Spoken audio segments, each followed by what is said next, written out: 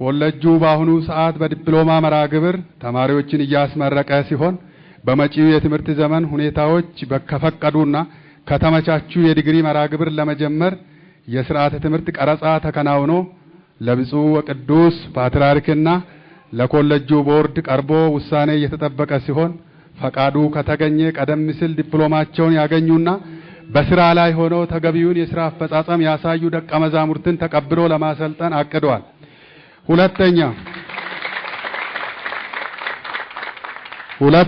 ስርዓተ ትምህርቱን በሚመለከት ይህ ኮሌጅ ቀደም ሲል ሰሚናሪ ተማሪዎችን ለረጅም ዘመን ደቀ መዛሙርትን የማሰልጠን ስራ ሲያከናውን የኖረና የትምህርቱ ይዘትም በሰሚናሪ ደረጃ ቀደም ሲል በነበሩ ሊቃውንት የተዘጋጀ ሲሆን ጊዜውን መዋጀትና የኮሌጁን ደረጃ ወይንም ስታንዳርዱን በጠበቀ መልኩ ማስተማሪያ መርጃ መጽሐፍ ወይም ሙጁል ማዘጋጀት በማስፈለጉ ኮሌጁ በሚሰጣቸው መሰረታዊ ትምህርት በኮሌጁ ሊቃውንትና በሌሎችም ድጋፍ ሰጪ አካላት መርጃ መጽሐፉ ሊያካትታቸው የሚገቡ ነገሮችን ተለይተው ከሐምሌ 1 ቀን 2004 ዓ.ም ጀምሮ ወደ ትግበራ ለመግባት ታቅደዋል። ሶስተኛ የመምህራንን ብቃት አሳድጎ በስርዓተ ትምህርት አቀራረብ ላይ ተገቢውንና ደረጃውን የጠበቀ ክህሎት እንዲያገኙ ማድረግ አስፈላጊ በመሆኑ ከሚመለከታቸው አካላት ጋር በስልጠናው ዙሪያ ምክክር ተደርጎ መጪው የትምህርት ዘመን ከመጀመሩ በፊት ስልጠናውን ለመስጠት ታቅደዋል። አራተኛ አስተዳደራዊ መዋቅሩን በሚመለከት ስርዓተ ትምህርቱ በተጠናከረ መልኩ የታቀደለትን ግብ እንዲመታ ድጋፍ ሰጪ አካል የሆነው አስተዳደሩ መጠናከርና ተገቢውን ክህሎት እንዲያገኝ ማድረግ ተገቢ በመሆኑ በኮሌጁ ያሉ የአስተዳደር ሰራተኞች በተመደቡበት ሙያ ሁሉ መልካም የሥራ አፈጻጸም እንዲያሳዩ ስልጠናና ተጓዳኝ የሙያ ድጋፍ የሚያገኙበትን ሂደት ለማመቻቸት ታስቧል። አምስተኛ ዘመኑ የኢንፎርሜሽን ቴክኖሎጂ ዘመን በመሆኑ ኮሌጁ የኢንተርኔት አክሰስ እንዲያገኝ በማድረግ የኮሌጁን ድህረ ገጽና ዌብሳይት መረጃ መረብ ወይንም ዳታቤዝ ለማዘጋጀት ከመታቀዱም በላይ የኮሌጁ ማህበረሰብ እንደ ትምህርት ተቋምነቱ የኢንፎርሜሽን ቴክኖሎጂ ተጠቃሚ እንዲሆን ታቅዷል። ስድስተኛ የኮሌጁን ይዞታ አረጋግጦ ቀጣይነት ያለው ስራ መስራት የሚቻልበትን ሂደት ማመቻቸት ተቀዳሚ ተግባር በመሆኑ የቀድሞውን ይዞታ በጠበቀ መልኩ የይዞታ ማረጋገጫ ካርታ ለማግኘት አስፈላጊ የሆኑ የመረጃ ማሰባሰብ ተግባራት እየተከናወኑ ሲሆን ቀደም ሲል የተደረጉ ጥረቶችን አጠናክረን በመቀጠል ለልማት ስራ ለማመቻቸት ታቅዷል።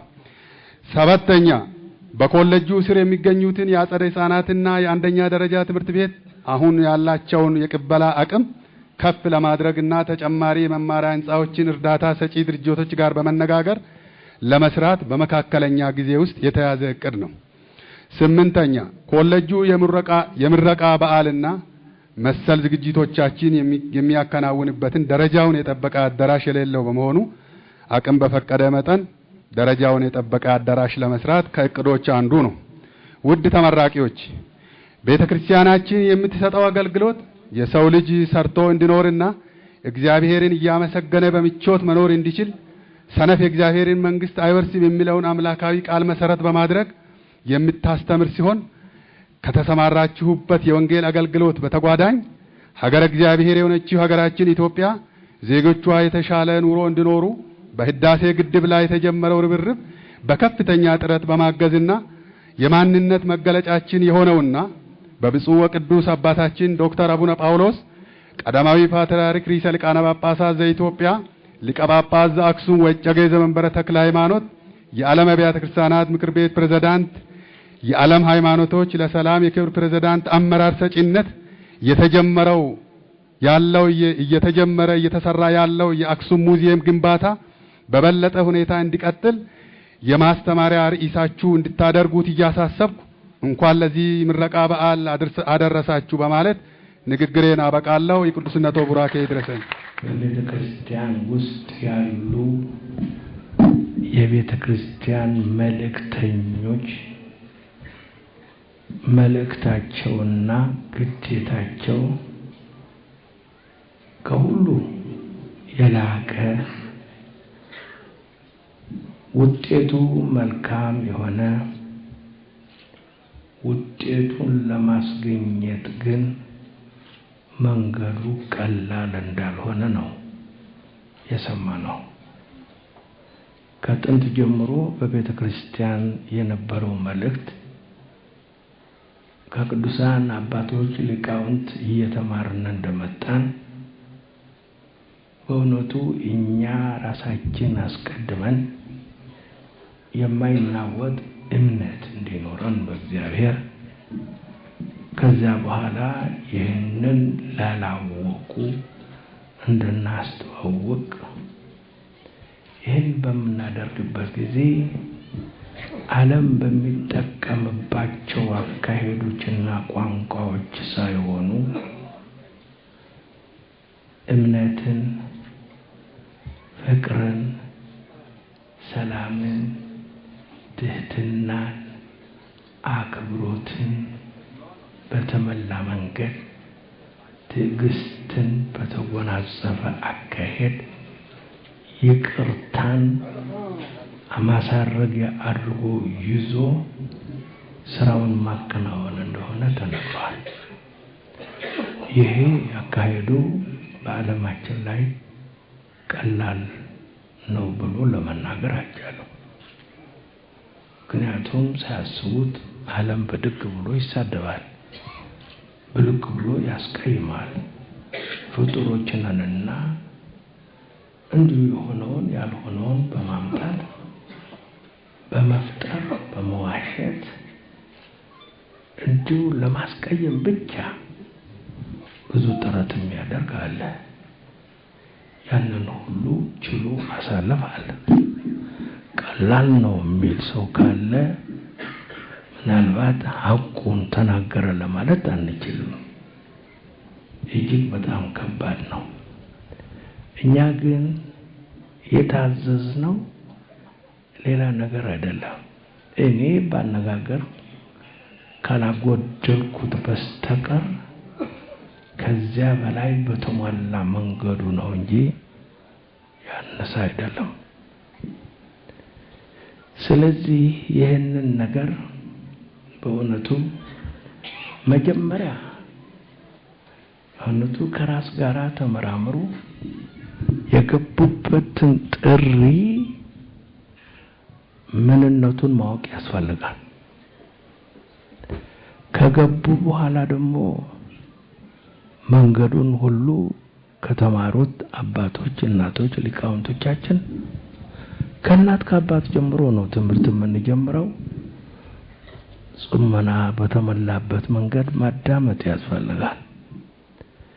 ከዚያ በላይ በስራ ላይ ለማዋል በሚዘምቱበት በቆራጥ መንፈስ መልእክቱን ለማድረስ የሚመጣውን አላስፈላጊ ነገር ግን በሃይማኖቱ ጽናት ተቋቁሞ ለመከላከል ቁርጠኛ ሆኖ መነሳት ያስፈልጋል።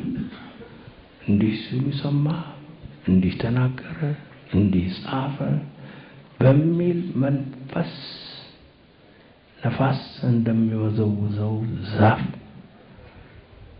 የምንቁነጠነጥ ከሆነ ግን ስራችንን በአግባቡ ከግቡ ለማድረስ እንቸገራለን።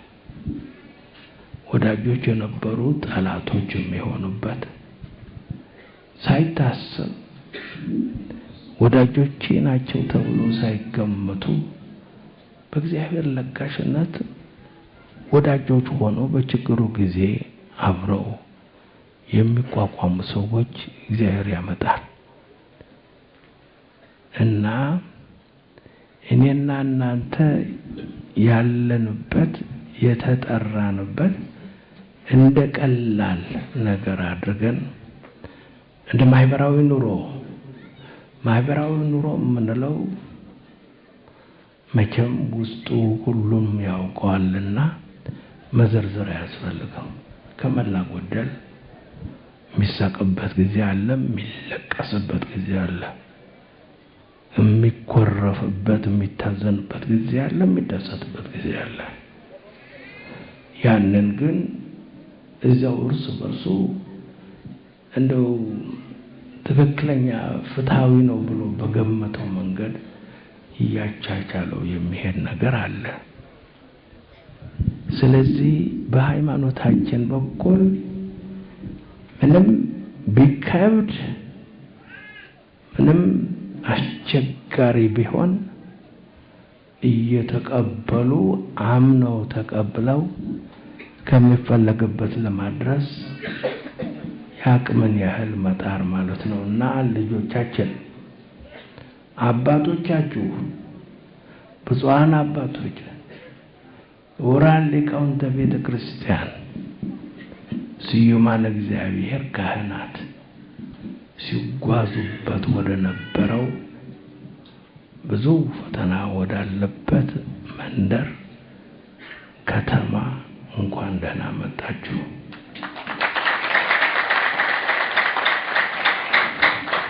እንግዲህ ጌታም ደቀ መዛሙርቱን አስተምሮ አስተካክሎ አዘጋጅቶ ወደ ዓለም ሲልካቸው አልደለላቸውም። የአምላክነቱ ግልጥ ቋንቋ ነው የተነገረው። ዓለም እንደማይከባከባቸው ምንም ከጌታ የተላኩ ቢሆኑም በጣም በተለየ መንገድ ዓለም ይቀበለናል ብለው እንዳይዘጋጁ እንዳይጠብቁ ሐቁን ነው የነገራቸው። የዓለምን ጠባይ ነው የገለጸላቸው።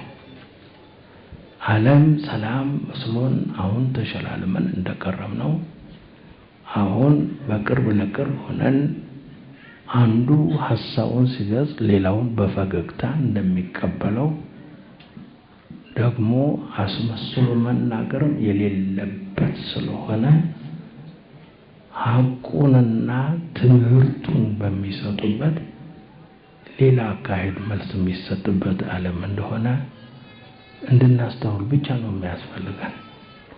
አሁን እዚህ ገብተናል። ማምለጫችን ከገባንበት ከጠራን አምላካችን ቃላችንን ሃይማኖታችንን አጽንተን በተሰጠው አምላካዊ ቃል ተስፋ መሰረት በመጨረሻ ከምናገኘው ክብር በጎዳናችን ከኔ የበለጠ ብዙዎቻችሁ ታውቁታላችሁ ብዙ ውጣ ውረድ አለበት።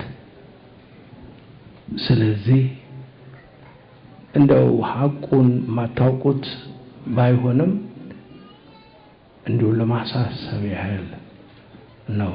ጉዟችን ከባድ ነው፣ ቀላል አይደለም። ደግሞ በዓለም ላይ የሚፈለገውን ሰላም የሚፈለገውን መከባበር አድሎ የሌለበት ሁሉንም ለሁሉ እንደሚገባው ሳይከፋፈል በመቅረቱ የሚነሳ ሐዘን ለቅሶ ካለ ተወቃሾቹ እኔና እናንተ ነን። እኛ የተጠራነው ለዚሁ ነው። በዓለም ላይ ይሄ ነፃ የሆነ አዋቂ የሆነ የሰው ፍጡር በነፃነቱ ወደ ፈለገት የሚወራጭበት በአዋቂነቱ እግዚአብሔር የገለጸለትን የታየውን እያስነሳ ስራ ለመስራት በሚያደርግበት ጊዜ ህዝብና ህዝብን እንዳይጣሉ ሰላም እንዳይጠፋ አድሎ እንዳይፈጸም አንዱ ባንዱ ላይ ተጽዕኖ እንዳያደርግ በጣም መልአካዊ የሆነ አኗኗር በሰላም የሰላም ኑሮ እንዲኖር ጠባቂዎች ነን። ሌላ ነገር የለውም። እንዲኖር በዚህ በሰላም እንዲኖር ተገቢውን ማብራሪያ ሰጪዎች ነን።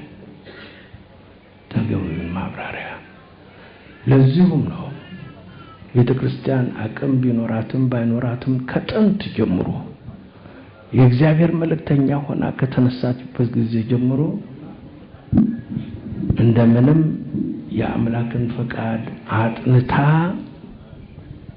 የምትሰጠውን መልእክት የምትሰጠው በዚሁ ምክንያት ነው እና አባቶቻችን ሄደውበታል፣ ግዳጃቸውን ፈጽመዋል፣ የክብር አክሊል ተቀብለዋል፣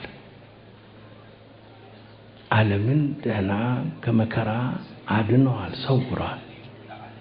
እኛ እንግዲህ የማዳን ስራ ብቻ ነው ስራችን። ጌታችን አምላካችን መድኃኒታችን ኢየሱስ ክርስቶስ በአምላክነቱ ቃል ብቻ እንዲሁ ዝም ብሎ በመናገሩ ብቻ በማዘዙ ብቻ መፈጸም ሲገባው እንደ አቅሙ እንዳነሰ ሰው ሆኖ ነው፣ ትህትና አድርጎ ነው። ቅድም እንደተዘረዘሩት ትዕግስትን፣ ፍቅርን፣ ሰላምን፣ እውነትን፣ ሐቅን ይዞ ውጤቱን በስራ ላይ ለማዋል የሚያስከትለውን ችግር ለመቀበል ተዘጋጅቶ እኛን ያስተማረንና የተቀበለው በአንድ ቃል መፈጸም የሚገባውን ሁሉ የሄደበት መንገድ እኛን ለማስተማር ነው። ያ ነገር አይደለም። እግዚአብሔር ከኛ የሚማረው ነገር የለም። እግዚአብሔር የማያውቀው ነገር የለም። እግዚአብሔር ተራ ይዞ የሚጠብቅበት ምክንያት ምንም የለም። እግዚአብሔር የሚለማመጠው ነገር የለም። ነገር ግን የሁሉ የሆነው እኔና እናንተን ለማስተማር ነው። እኛ ምን ይዘን ነው? አንዳንድ ጊዜ በጣም ያስገርማል።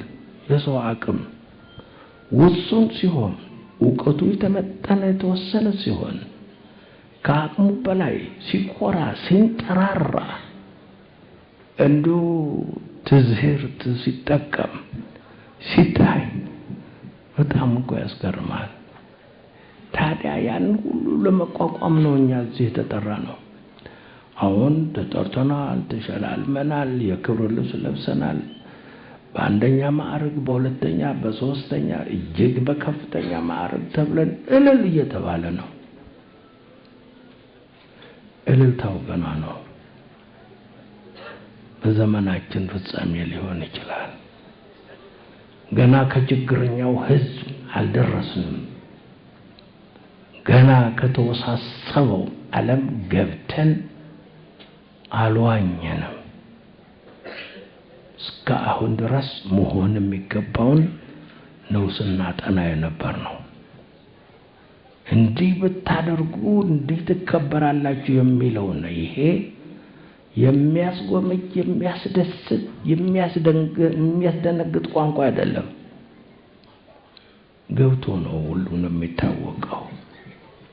ልጆቻችን እኛ ደግሞ ኢትዮጵያውያኖች በእውነቱ አሁንም እግዚአብሔር ይክበር ይመስገን በዓለም ላይ ካለው ህብረተሰብ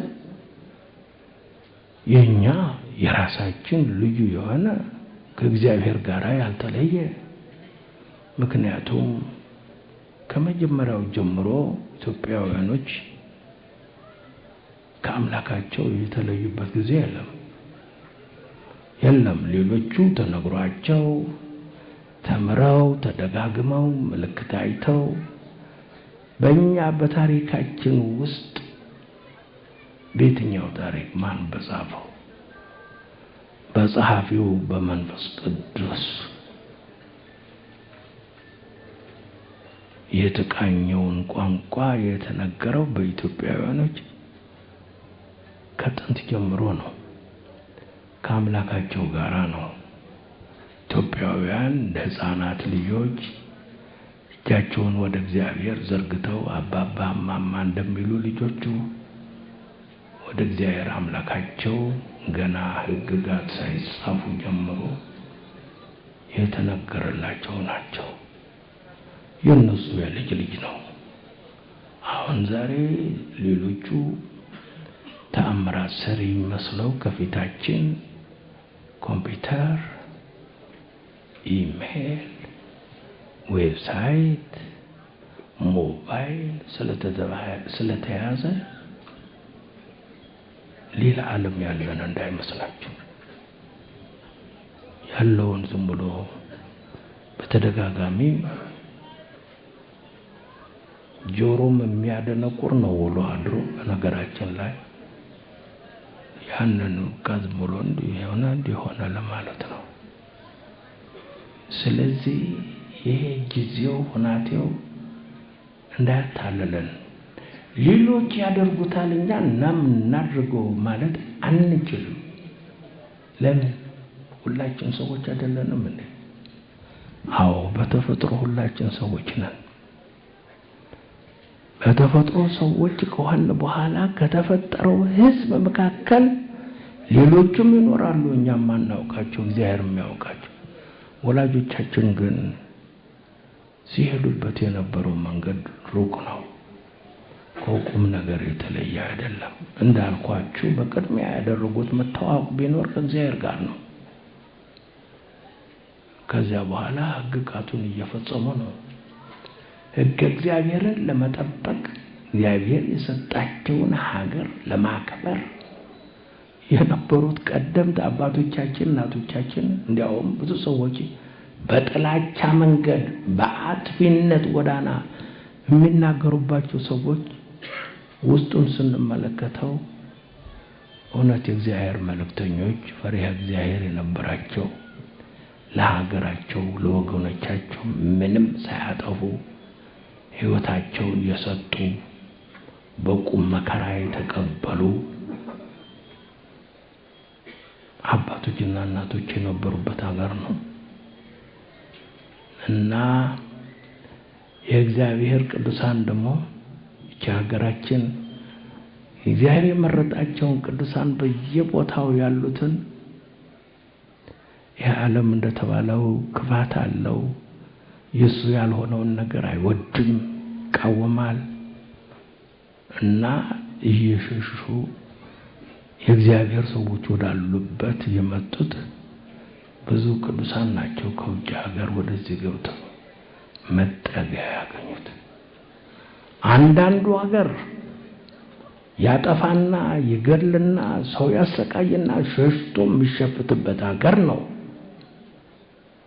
ቅዱሳን አባቶቻችን ነተሳቱ ቅዱሳን ከነሱም በፊት እነ ማህበረ ዶጌ ከዛም በፊት ከዛም በኋላ በየዘመኑ ወደ ኢትዮጵያ የተሰደዱት ታሪካዊ ሐቅነት ያላቸው ስንመለከት በአካባቢያቸው በሃይማኖት ተቃውሞ ደርሶባቸው መጠጊያ ፈልገው ነው የመጡት። በሃይማኖት የማይመስሉን ሰዎች በእነዚህ አካባቢ ብትሄዱ በሰላም ትኖራላችሁ ተብሎ ተመክረው የመጡ የምናውቀው ታሪካዊ ሐቅ አለ። እንግዲህ ለማለት የምፈልገው ያለ እንኳን መንፈሳውያን ከመጀመሪያ ጀምሮ መልካም ነገር ብቻ እንድንሰራ የታዘዝ ነው። ስርዓት ያለን ወግ ያለን ያሰራር ህግ ያለን ደረጃ ያለው ቀርቶ ጠቅላላ ህብረተሰቡ እንኳን ቢሆን በእውነቱ ያለው ክብሩ ሰፋ ያለ ነው። በሃይማኖት የሚመስሉትም የማይመስሉትም እየተቀበለም ያስተናግድ የእግዚአብሔር ወገን መሆን የሆነው እኮ ሁሉም የተለያየ አቅጣጫ ቢኖረው የእግዚአብሔር ፍጡር ከሆነ የእግዚአብሔር ፍጡር ነው። የእግዚአብሔር ፍጡርነቱን ማን ይገፋል? ማን የተናቀ ነው ብሎ ሊናገርበት ይችላል? በጠባይ ላይ መሳሰሉ ይችላሉ፣ በምርጫ በአኗኗር። ነገር ግን እግዚአብሔር የገለጸላቸው እምነታቸውን ከጥንት ጀምሮ በወሪያ ወሬ መጣ ሳይሆን አለ ከተባለበት ቦታ ድረስ እየሄዱ ያመጡትን ንጹህ ሃይማኖታቸውን ይዘው የነበሩ ሰዎች እሱን እንደያዝን ከማንም የምንጣላበት ምክንያት ምንም የለንም። ማንነታችንን አያስለውጠንም ከሌሎች ጋር ለመነጋገር። ማንነታችንን የበለጠ አጠናክረን እንድንይዝ ያደርጋል። ከሁሉም ጋር እኖራለሁ፣ አንድ ሆናለሁ፣ የሁሉም ሃይማኖት የኔ ነው ብንል ደግሞ ትንሽ ግራ የገባን ሰዎች እንሆናለን። ለዚህ ሁሉ ማስተካከያ እናንተ ልጆች ናችሁ። ለዚህ ሁሉ ማስተካከያ ቀደም ብለን የመጣነው እኛ ነን፣ አብረን። አሁን ድረስ እናንተ እዚያ ማዶ ሆናችሁ አይ ያላችሁ የማንንም ስም እያነሳችሁ ትናገሩ ነበር። እንኳን ደህና መጣችሁ እዚሁ መንደር። እንግዲህ አብሮ መብጠልጠልም ካለ መታማትም ካለ አብሮ ነው። ስለዚህ ልጆቻችን እኛ የተጠራንበት ዓላማ እጅግ በጣም ከባድ ነው በእውነቱ። ግን መመረጥ ያስፈልጋል። መመረጥ ያስፈልጋል እኮ። የእግዚአብሔር አገልጋይ ሁኑ፣ እንደ እግዚአብሔር ሰላማውያን ሁኑ። ለሕዝቡ ሰላምን፣ ክብርን፣ ፍቅርን፣ ትዕግስትን፣ እውቀትን፣ ሃይማኖትን አስተምሩ። ይህ የተጠላ ሰው ነው፣ የተናቀ ሰው ነው። ታዲያ እኛ ባያያዙ የተበላሽ እንዳናደርገው ነው የሚያስፈልገው። ባያያዙ ልጆቻችን ደግሞ በትምህርት ቤት ደረጃ ቆይቻችሁ ስትወጡ በኢትዮጵያ ውስጥ ያለው የትምህርት ደረጃ የቤተ ክርስቲያን ሕግ አሰራር የቤተ ክርስቲያን ሰራተኞች ማን ምን እንደሚሰራ ታወቅ አይደለም። ዛሬ እንግዳ ደራሽ ብድግ ብሎ እኔ ያለው ያለ ራዲዮ ጣቢያ አለኝ እንዲህ ያለ ቴፕ አለኝ ብሎ የሚነሳ ሰው አለ እንዴ? ይሄንን እንግዲህ በእውቀት ዓለም በአዋቂዎች ዓለም ብዙ ጥንቃቄ ያስፈልጋል። አንዳንድ ጊዜ እኮ ተወልዶ እንደፈለጉ መሆን የሚያስችል አለ መሰለኝ። ስርዓት ከሌላቸው፣ ሕግ ከሌላቸው፣ ሃይማኖት ከሌላቸው። ሃይማኖት ባለበት ህዝብ የተገኘ ሰው እንደ ልቦ መኖር አይችልም። ሕግና ስርዓት ካላቸው ቤተክርስቲያንና ሀገር ህዝብ ወገን የተገኘ ወገኖቹን ካልመሰለ ወገን ያለበትን መንገድ ሊጣበቀው አይችልምና ልጆቻችን እንግዲህ ሕጋችን የታወቀ ነው፣ ቤተክርስቲያን ስርዓት የታወቀ ነው። ማን ምን እንደሚሆን የታወቀ ነው። ማን አጻዊ ሆህት እንደሚሆን ማን ንፍቀ አናጉንስጢስ ማን ዲያቆን ማን ደግሞ ሊቀ ዲያቆን ማን ካህን ማን መነኩሴ ማን ደግሞ ከዛ ቆሞስ ምናምን እያለ እንደሚሄድ ስርዓት አለ። ዛሬ በየመንገዱ ማናቃቸው በሌላ ልብስ ሌላ ቀሚስ የነበራቸውን ሰዎች ቀሲስ ገሌ ተብሎ ይመጣል። ያስደነግጣል። ምነው ሕጋችን አናፍርስ ነው የምንለው? እንዲህ ያለ ነገር ትልቁን ኃላፊነት ተዘንግቶ እንዲህ አድርገው ስልጣን ሽመት የሚሸጡ ሰዎች ካሉ ትንሽ እንዲያው በእውነቱ ቁጭ ብለን ማሰብ መተሳሰብ ያስፈልጋል። እችን ቤተክርስቲያን ኖራለች 1000 ዘመን በኦሪት ስርዓቷ ሳይናወጽ 2000 ዘመን በተጨማሪ በክርስትና ሃይማኖት ብዙ ዘመኖች ብዙ ሃይማኖቶች ተለዋውጠዋል፣ ተሸራርፈዋል። የኛ ሃይማኖት ከበቀለችበት ጊዜ ጀምሮ አለች፣ እግዚአብሔር ይመስገን። ለመሸራረፍ እንዲሁ ሌላ አዲስ ሆኖ ለመገኘት የሚሞክሩ ሰዎች ይኖራሉ። ግን በዚሁ ከሚታለል በሃይማኖቱ ጸንቶ የሚኖር ብዙ ሕዝብ ያለ ስለሆነ አሁንም በዚሁ ትቀጥላለች ብለን ነው የምናስበው። ካሁን በፊት በሌሎች ቦታዎች ተናግረው ይሆናል፣ እደጋግማለሁ ወደፊት። እኛ በትንኪት አይደለም፣ በታሪካዊ ሀቅ